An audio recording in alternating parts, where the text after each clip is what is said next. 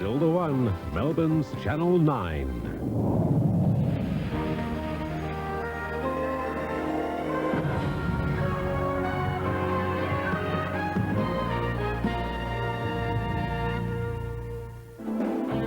This program is proudly brought to you by your Ford dealer and Ansett Australia. Government holding firm on the budget deficit despite warnings of a mini-recession. The Zulus begin their battle for votes after agreeing to take part in South Africa's election. And Australia's bosses focusing on the family to boost profits.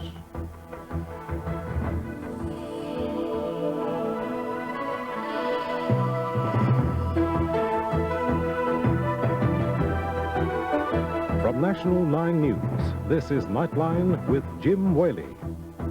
Good evening. With the federal budget barely a month away, the government is resisting pressure to trim the deficit despite predictions of an economic slump. The government says too much stock is being placed on rising interest rates in the United States and its strategy remains on track. From Canberra, Peter Harvey. The warning came from one of Australia's leading economists, Professor Ross Garnaut, who was also a senior economic advisor to former Prime Minister Bob Hawke. Professor Garnaut says there's some danger of a mini-recession next year if the government doesn't get tougher with the May 10 budget. The federal government's aiming for a deficit of around $13 billion. Now, pressure's growing for a scaling down of spending plans, especially on programs for the long-term unemployed. Finance Minister Kim Beazley did his best to step around the issue, but certainly wasn't denying the pressure to crank up the deficit reduction program. Well, the starting point deficit, as Ralph has announced before, is $13 billion. For the ultimate deficit, wait to see what the budget produces. Treasurer Ralph Willis wasn't buying into the issue. He's got more than enough to do in getting the budget into final shape. But Mr. Beazley says he doesn't see anything on the horizon looking like the mini-recession Professor Garnaut is forecasting. There is no country in the OECD with as good a budget situation as we have in this country, or as good a prospect. Mr. Beazley also found himself defending the decision to scrap that election promise which would have allowed Australians to use part of their superannuation to buy that all-important first home. Housing affordability is now better than I think it's ever been. The government says that as housing industry conditions have changed since the last election, sticking to the super promise would harm the overall aim of getting Australians to save for retirement. Opposition leader John Hewson isn't having any of that. Well, just another broken promise, a super lie. And superannuation industry experts don't approve of the backflip either. $10,000 additional help on the deposit would save over the life of the loan something like $80,000 or $90,000. So the government's really given them a kick, and it really is bad news for ordinary Australians. Peter Harvey reporting for Nightline. There was a health scare for New South Wales Premier John Fahey today. Mr. Fahey was taken to Sydney Hospital after complaining of feeling ill during a meeting of Coalition MPs. After a 2-hour checkup, doctors diagnosed a severe viral infection and ordered a complete rest. He's not expected to resume duties till next Tuesday. After an 11th hour decision to take part in next week's South African elections, the Zulu Inkatha Party is scrambling to get its election campaign into gear. The decision by the Zulus was hard enough. Now they've got only a week to get their message across. Otherwise, they'll be left on the sidelines in a government dominated by their arch-rivals, the ANC. Inkatha supporters took to the streets of Durban, celebrating their party's entry into an election that is just a week away. The switch from a violent boycott to an active campaign made it clear that Buthelezzi's decision was not a complete surprise to campaign managers. However, Buthelezzi quickly began dampening expectations for a strong showing. I realize that, the task before the IFP is an impossible task. But with the Zulu nation rallying to his cause, Inkatha could win 5% of the national vote, which would give them a cabinet seat in the new government of national unity. Buthelezzi must decide if he wants the certainty of a seat in the national parliament or risk running for regional premier and losing. Inkatha's home province of Natal, which is under a state of emergency, is mostly rural, and many of Buthelezzi's supporters are illiterate and have been told for months not to vote.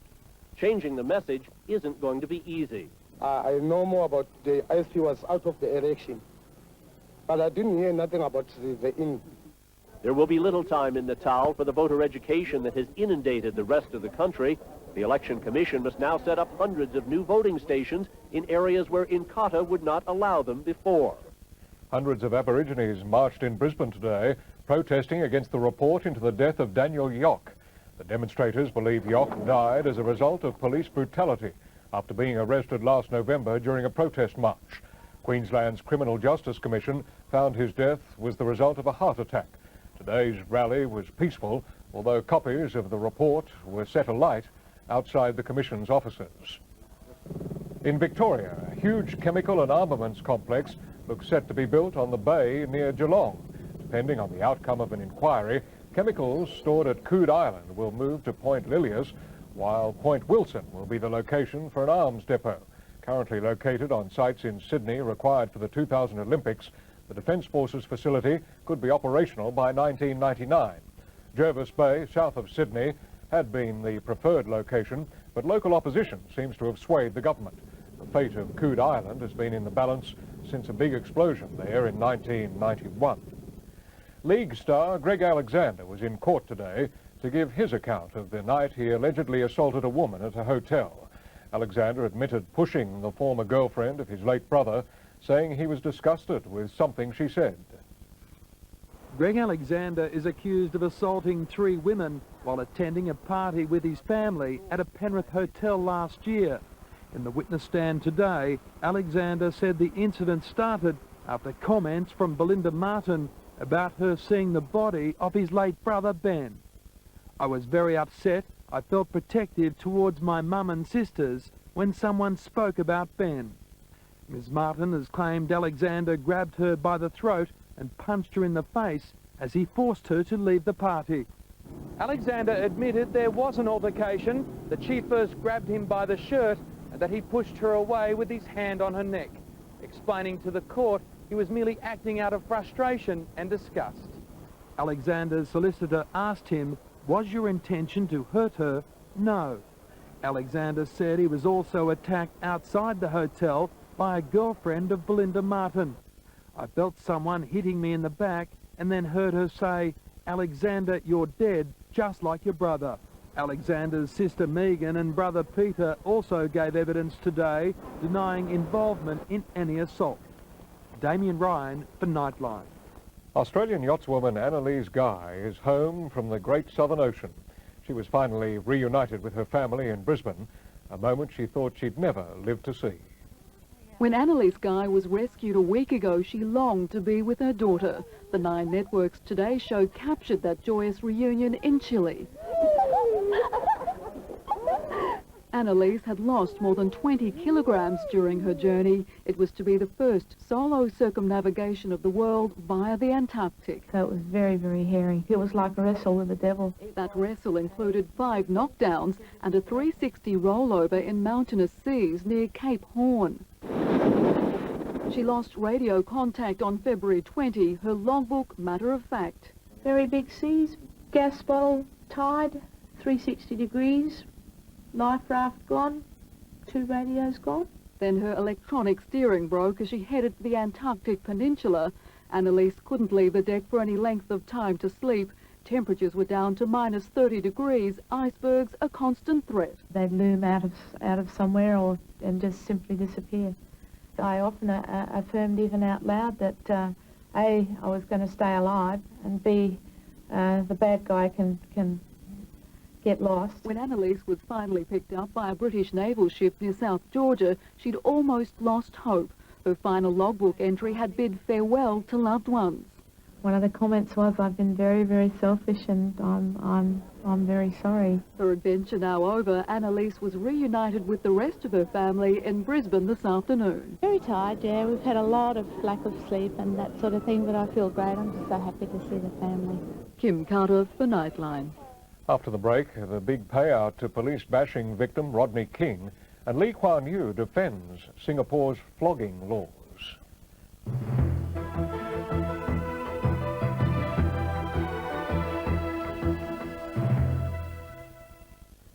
Concerns over dangerous lead levels in imported crayons have eased after government checks 17 brands on sale here were tested and found to be safe. Last month, several brands made in China were banned in America because of toxic levels. Bosnian Serbs and Muslim forces have blamed each other for the latest shelling that's broken out around Gorazda despite a new ceasefire. There's been sniping and some shell fire, but not as fierce as the battering the Muslim town has suffered in the past week. Meanwhile, NATO officials are meeting in Brussels to consider wider military action in Bosnia. The fresh Ukrainian troops that arrived here yesterday now have a mission. An agreement hammered out last night to put about 150 UN troops into a ceasefire zone in Gorazda. The agreement is only tentative, but it's being described as a start. We are in contact again on the political and military level, and we try to find a solution. It's not perhaps the best one we could hope for, but it's a start and we will improve on it. Also, the heavy weapons which the UN had collected last winter as part of the Sarajevo ceasefire deal and which the Serbs had taken back by force yesterday were returned last night. And UN observers who had been held under house arrest are now reported free to move around. The Gorazda ceasefire deal is the most hopeful sign thus far that the killing might stop, although some firing is still being reported from there this morning, and the situation in the town is nothing short of desperate. 64,000 people, out of which 36,000 refugees, out of which 12,000 with no shelter whatsoever on the streets. Even if true, this agreement, this paper agreement for a Gorazda ceasefire only affects a small part of the Gorazda pocket. These are terms which appear to have been dictated by the Serbs. The UN contingent due to go in is only a fraction of the size of what the UN originally wanted. And a huge area to the west of Gorazda town, into which thousands of refugees have fled, is still a Serb free fire zone. In Los Angeles, Rodney King has been awarded $5 million damages for the bashing he suffered 3 years ago by police officers. And as Nick McCallum reports, there could be more big payouts ahead. Rodney King told the jury he was a broken man afraid to go out in public. He said he felt like a cow waiting to be slaughtered during the infamous 1991 beating and suffered brain damage, so claimed $21 million damages from the city of Los Angeles to compensate for medical bills, loss of employment opportunities and pain. But the city offered just $1 million. The jury's verdict, $5.3 million. My own personal feelings are that Mr. King should have been awarded more, but I'm not dissatisfied. It's the third trial King has been through. The 1992 acquittal of the officers who beat him sparked 3 days of riots, claiming 55 lives. 2 of the police are now in jail after last year being found guilty of violating King's civil rights. But this payout does not end Rodney King's quest for justice and money. Later this week, he returns to the Los Angeles courthouse to start the second phase of the damages trial. In it, he's suing each of the officers who took part in the beating, those who looked on, and the then police chief for punitive damages, expected to lead to a much bigger payday. In Los Angeles, Nick McCallum for Nightline. Paul Touvier, the first Frenchman ever tried for crimes against humanity for collaborating with the Nazis, has been sentenced to life imprisonment. The 79-year-old was found guilty of ordering the deaths of 7 Jews while he was intelligence chief of the French pro-Nazi militia in Lyon. Jewish students kept vigil outside the courtroom as the jury deliberated into the night. There were noisy celebrations when at 1 o'clock in the morning the verdict was returned and Paul Touvier became the first Frenchman in history to be found guilty of crimes against humanity. Throughout a month-long trial, Touvier, now 79, sat in a bulletproof booth as lawyers recounted a chapter of French history that many would prefer to forget. Touvier's crimes took place against the background of an occupied France. German soldiers marched through Paris, and Hitler installed his own puppet Vichy government. Paul Touvier on the right here was one of thousands of Frenchmen who collaborated with the Nazis. As intelligence officer for the Vichy in Lyon, he helped round up Jews and resistance fighters. He was known as the Hangman of Lyon, but it was his order that 7 Jewish prisoners be stood against this wall and executed by firing squad that led to today's conviction. In New York, former President Richard Nixon, who suffered a stroke this week, remains paralyzed down his right-hand side and has been returned to intensive care. Nixon, 81, is still unable to speak, and doctors say his brain is beginning to swell, increasing the risk of permanent damage. One of Australia's most famous artists has his works on show at one of the world's most important galleries.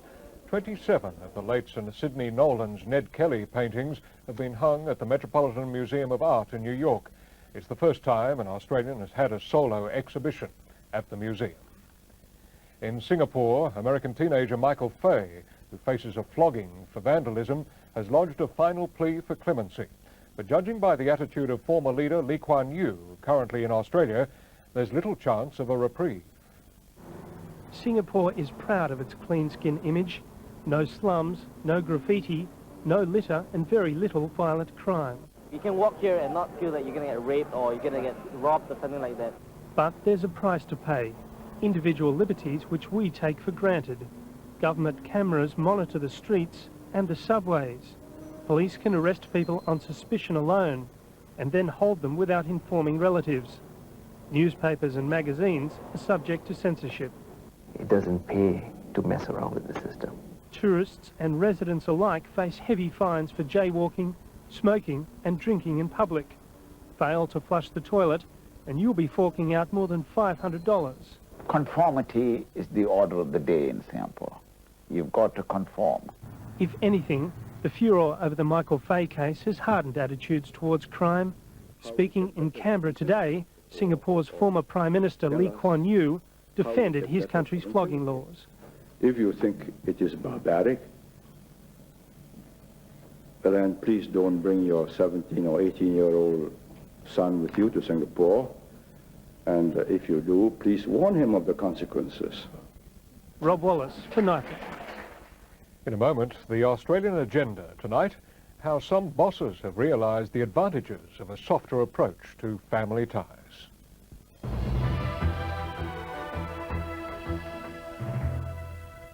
Most breadwinners in times gone by, home was home and work was work. Rarely was a family life allowed to interfere with life at the office or the factory. But that has changed, particularly in this year of the family, and many employers now realise the importance of helping their workers achieve a better balance between the two. In tonight's Australian agenda, Nightline's Mark Barlow looks at how bosses have realised that there are greater rewards for them as well. Kids, hey? Tell them not to look at the camera and guess what they'll do next. Interrupt mealtime and you're looking for trouble. I'll finish the toast. And don't even think about asking Junior to come to Dad while the TV crew's around. But kids will be kids, and since long before television, they've been the apple of their parents' eyes, and that'll never change. What is changing, though, are attitudes about families and the time we spend with them. Well, I think that your family life is probably your most significant life. And I think if you feel comfortable and productive within the family, then you're likely to feel comfortable and productive at work. Life Be In It is running a familyness campaign this year.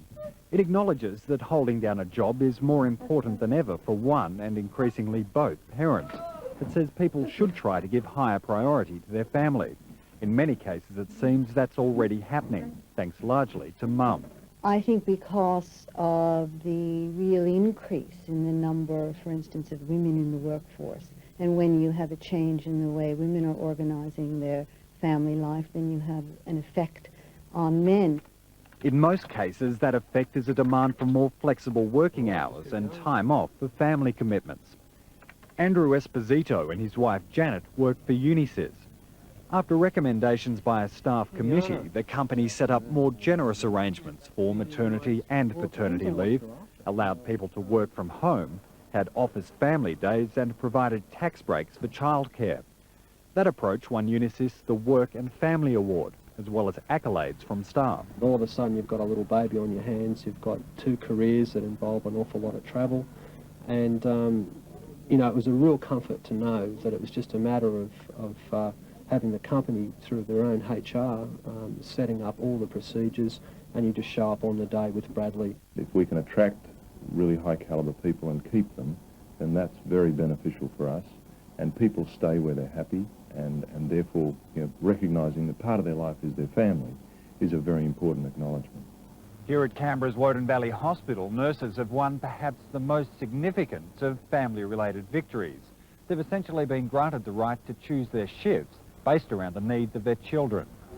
In a landmark Industrial Commission decision, the Nurses Union won its members the power to refuse roster changes that interfered with childcare arrangements. For nurses with young families like Bernadine Spencer, it's a guarantee of a settled and happy lifestyle. I always think that I've got two careers, and that is, one is my nursing, which I just love, and the other one is my family, and neither of them are suffering if I'm working these hours. I feel it really complements each other. Nursing Federation Secretary Colleen Duff says the decision is the clearest indication yet that attitudes are changing. When I first started nursing, there was certainly no acknowledgement of this at all. In fact, when you first went nursing, you were discouraged from even getting married. Some parents are taking the career-family balancing act one step further. Doug and Leanne Cameron hold 4 jobs between them, but have organised their lives so they do a lot of work from home. Wherever possible, time with daughter Brianna is given priority. To them, nothing is more important. Because at one stage, I was going to work in the morning, going out on appointments in the afternoon and the evening, going back to the office for 2 hours paperwork, and coming home at 9 o'clock at night. And I knew if that continued, I wouldn't have a family to come home to. Mark Barlin for Nightline. And still to come tonight, the latest finance and weather. And in sport, Kiwi rugby hitman Richard Lowe gets nasty again.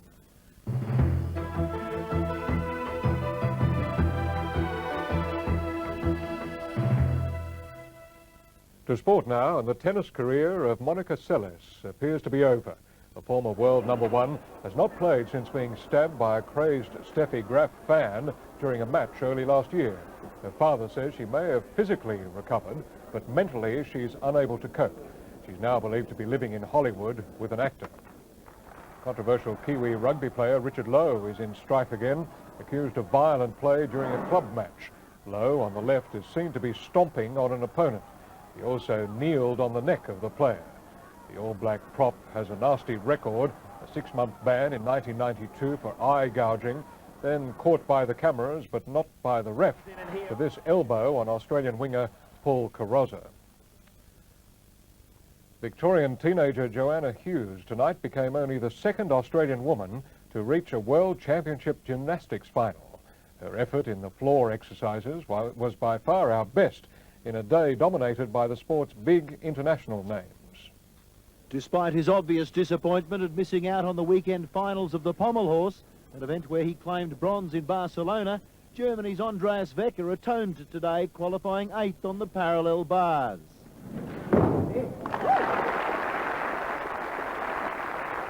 West Australian Brendan Mann missed out on the high bar, his cause unaided by a disappointing dismount.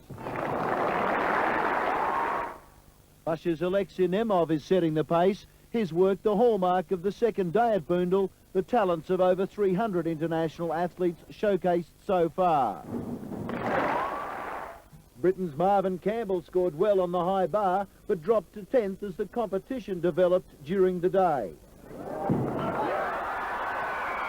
Steve Haddon for Nightline. In finance news, the Australian share market was down again today, losing almost 15 points. In Tokyo, the Nikkei fell 310 points. In London tonight, the FT 100 is 23 points down in morning trading. Gold has fallen $3 an ounce to $373.05 US. And in European trading tonight, the Australian dollar is buying 71.61 US cents, 1.21 Deutschmarks, almost 74 yen and 48p.